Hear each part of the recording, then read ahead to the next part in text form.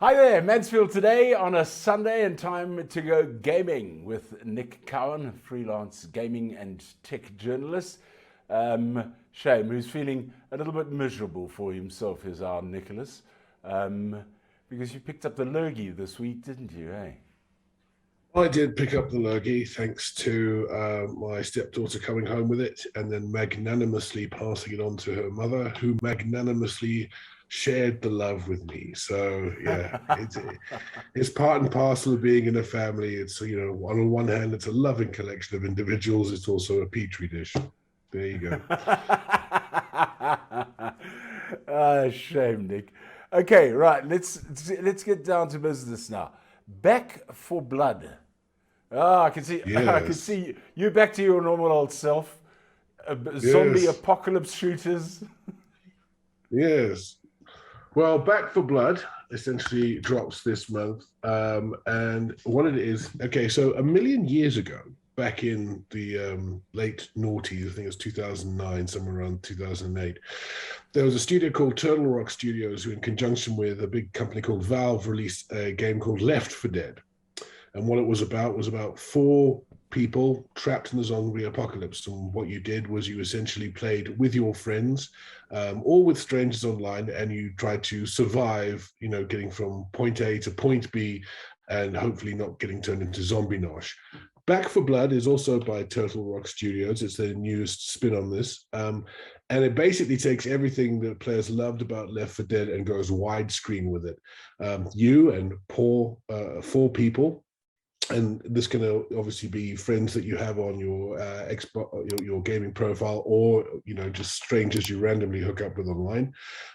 You all get an assortment of weapons, and into the zombie apocalypse you go.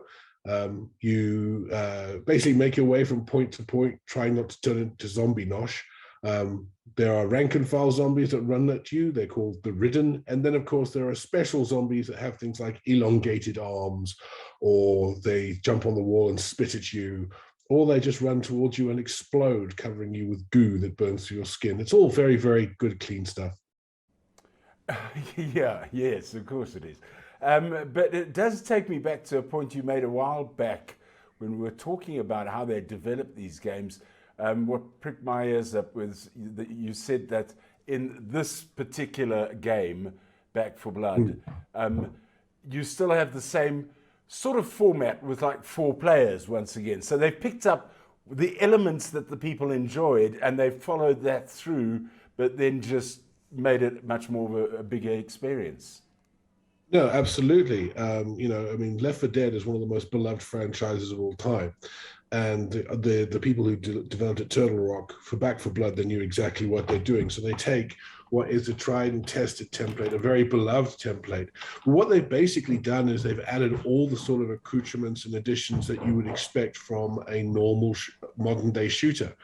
Back for Left 4 Dead was released such a long time ago that you didn't have things like playing card systems in video games, weapon upgrades, unlockable characters. They've basically taken all the sort of wonderful things you'd expect in games like Fortnite and Overwatch and games like that, and they've added it to Back for Blood, and it's made it all the better for it. I mean, old players will take to this like ducks to water, and I think that it'll attract a lot of new players too. Nick, it does sound rather dark and frightening, though. Well, not really.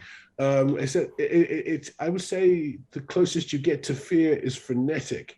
When you have a whole bunch of zombies charging towards you, you're pulling the trigger and hoping for the best. But in actual fact, it's quite funny in places. The characters, for example, are very, very well written. And as you're running through the zombie apocalypse, you'll hear these one-liners and zingers going back and forth. The palette is not as dour. The soundtrack is not as threatening. It kind of. Did you ever see that film with Woody Harrelson called Zombieland? Yes, I did. Yeah. It's very much in that vein. Very much in that vein. And besides which, I mean, we're talking today.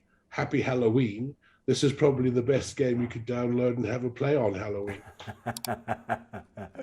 um, What makes it different from the other zombie games on the market? Because there are plenty of them around, aren't there? Mm.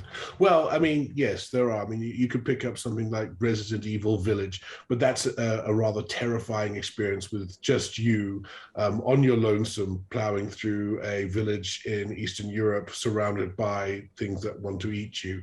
I think that one of the things that sets Back for Blood aside is, first of all, it's a co-op shooter, so it's obviously cooperating with your fellow players is baked into it. The other thing about it is that the difficulty level is as such that players who don't work together will not survive. And the other thing about Back for Blood, like I said, it's got this kind of zombie land jovial tone to it. That's also part and parcel with the players.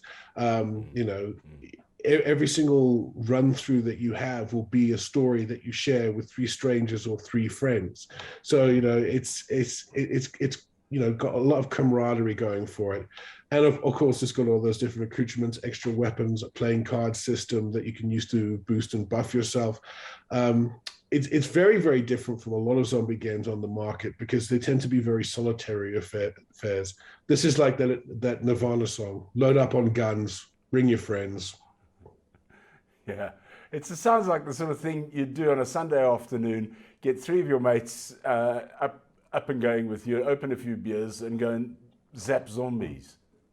Yeah, and the great thing is that those friends don't even have to be in the same country. Let's say you haven't had a beer and a good time with a friend who's living in the UK. Just give them a call, start a lobby, off you go. Good one.